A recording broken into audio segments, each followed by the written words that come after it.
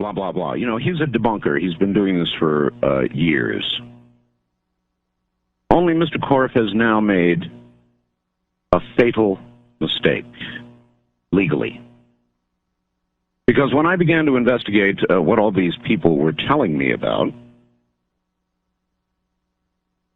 they were referring to a program called Sightings, which is apparently a syndicated radio program that's kind of a knockoff from what we do here.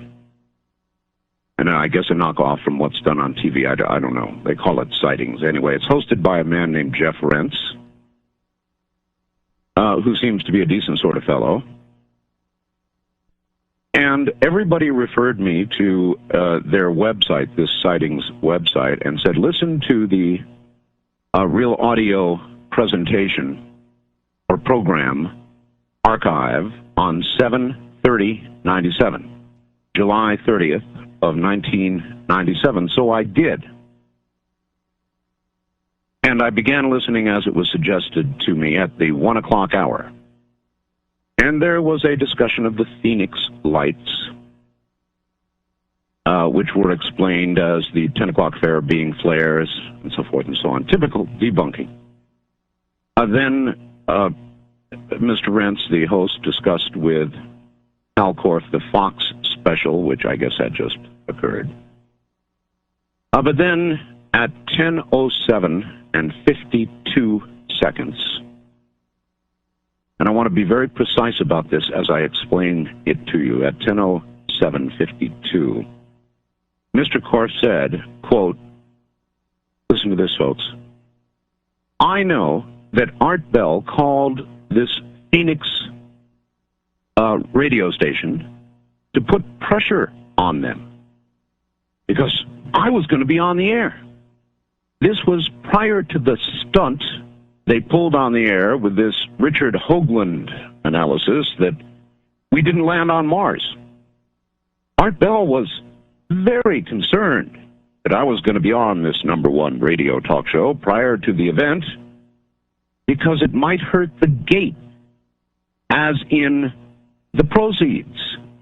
And since Art Bell is invested to a degree with Richard Hoagland, he was concerned enough to call that station and put pressure on them regarding me being there. The station bit back, essentially saying, no, thank you. We're not going to tolerate this. Jeff Rentz, the host, then said, you got this direct from station management personnel? Kal Korff said, yes. In fact, and then he goes on to reference something totally unrelated to that specific question. And then at 1:09... Well, as you can imagine, Bell was just a wee bit upset about that. So, after he talked to his network and legal counsel, the next thing happened. Certainly is. Top of the morning, everybody. What do you think? Should we give Kal Korff, the slandering little weasel, one more opportunity to apologize prior to a lawsuit? Oh, yes, I know we're going to an AT&T pickup service, but first it rings, you see, at Mr. Korff's residence, and Mr. Korff assured us that he would be at his residence at 10 o'clock to issue his formal apology in a forum at least equal to the forum in which he made these slanderous charges. But as you heard, the little worm didn't pick the phone up, and it rang through to an AT&T service, and so I just felt like leaving a message for him. So I will try dialing once more here in a moment. Lie once, lie twice. Another example would be, we were on the phone with Mr. Korff, and a question came up about Jeff Rentz, and Korff said, oh, you know, I haven't even talked to Jeff Rentz since the show that I told you about back on July 30th of 97. I said, Mr. Korff, are you a congenital liar? Now, let me pop in here real quickly and answer Art's question.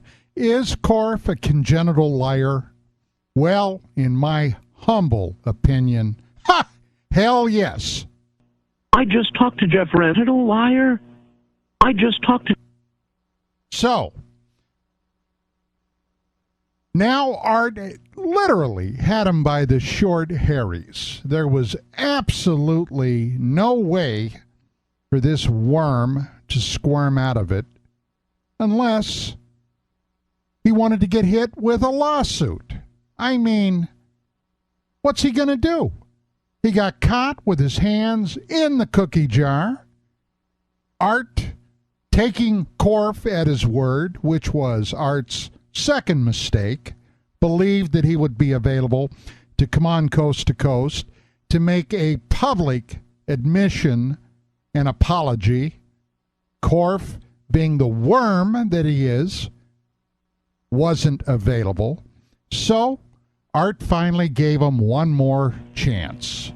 And for those of you not familiar with what is to follow, you may check my website, and you will find audio files of the words said by Mr. Kal Korff on the Sightings program, a syndicated radio program that can be heard. I pretty well covered it last night, and as you know, I was very, very angry. I believe that we have with us tonight Mr. Kal Korff. Kal, are you there? Yes, sir. Okay, Kal, I was really, really angry at you last night. My anger is somewhat abated at this moment, but I believe you've got something you want to say. Yes. Everything I said about Mr. Art Bell was completely untrue and false. I retract everything entirely and further apologize to not only Mr. Bell, but the CBC radio network and the affiliates mentioned, KFYI in Phoenix, Como, and KVI in Seattle. So your words about me and what I allegedly said were totally false. Yes, there's no evidence at all. None of it held up, and you deserve an apology, Mr. Bell. All right, thank you. I want to say something to you, and it is the following. Words, Mr. Korff, really do have consequences in ufology, something we're both interested in. We've got room for all sorts of people, believers, skeptics, even debunkers like yourself. However, if the goal of our debate is the truth, then the reckless disregard for it harms all of us. So please, I would only ask this. The next time you decide to debate with statements of something you call facts, make damn sure that you know them to be facts and not slanderous lies. This method generally effectively prevents embarrassing retractions of the sort you just had to make. I really do wish you luck in your future endeavors. Okay, so anyway, there we go. Art caught him red-handed. Apparently, however, that never made an impression, not long-lasting, on Korff. As time went on, Korff's claims became increasingly bizarre. Now, I've known Kevin Randall, Ph.D., and a retired lieutenant colonel in the Iowa National Guard, previously a Army helicopter pilot in Vietnam, later an intelligence officer in the U.S. Air Force, and then the Iowa Air Guard. Randall served in Vietnam. He served in Iraq. And to make a long story short, Randall has been one of the foremost investigators on the Roswell incident, whatever that incident was. However, that had to bother Korff. Now, Korff is beyond any doubt, in my mind, an attention, publicity-seeking whore. Okay? No other way to say it. And I believe in just being downright, hey, there it is. Now, Korff took numerous and extensive shots at Randall over the last few years. At one point, even calling Randall a coward. for supposedly being too afraid to debate Korff on Rob McConnell's radio show, which was absolute crap anyway, because Randall didn't listen to McConnell's show.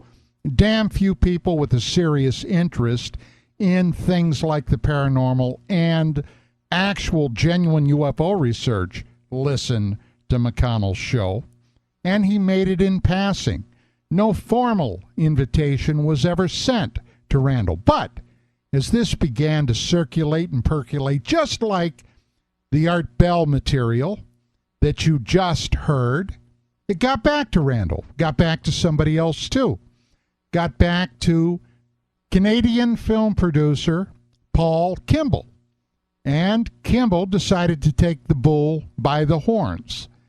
He offered, under the auspices of his film company, to fly both Randall and Kal Korff to a neutral location in Halifax, in Canada, and to pay them both a per diem, put them up in a hotel, and to schedule a debate run by the Canadian Debating Society up there. Randall immediately accepted. Korff initially accepted and then bowed out. Later, he said it was because of his anti-terrorism duties was the reason he couldn't make it. Now, wait, stop. Anti-terrorism duties? Oh, yeah. Oh, yeah.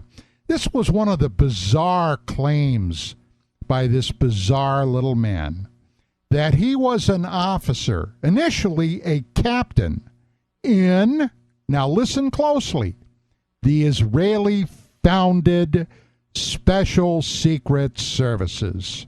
Oh, yeah. Oh, yeah. Among his other duties in the Saudi Arabian-funded and Israeli-founded Special Secret Services, allegedly, a sheik put up $25 million. Now, are you catching all this? You got to wonder what the hell is running loose in Korff's brain that he would expect anybody to believe this claptrap. But he was a captain running around Iraq looking for Saddam's atomic weapons. Oh, this is just one of the claims. Later, he made a jump, literally from captain to full colonel. Now, I got involved when I received an email from somebody asking me if it was true that Korff had worked as a, are you ready for this, a level 3 analyst at Lawrence Livermore Labs. Now, honestly, I didn't know. I didn't think so. And I wrote him back. As a matter of fact, I've got all that correspondence still. After this show is done, and it's going to take me a little time, but I'm going to prepare a paper with all of this documented proof and make it available worldwide on the web. But I stated I doubted that he ever worked there. And if he did, well, quite honestly, I'd eat my hat. That's what I said, foolishly getting involved in this fray. But when I'm asked a question, as a rule, I answer it. Well, a few days later, suddenly, I am snowed under by threats of legal action and being put under the microscope of his Special Secret Services, which, by the way, he had some aides. One of them, a former Czechoslovakian supermodel by the name of Martina Tchikova or something along those lines. And I got a letter from her. Now, I've seen this lady on the web. I've seen videos of her, and I've heard her speak. And let me tell you,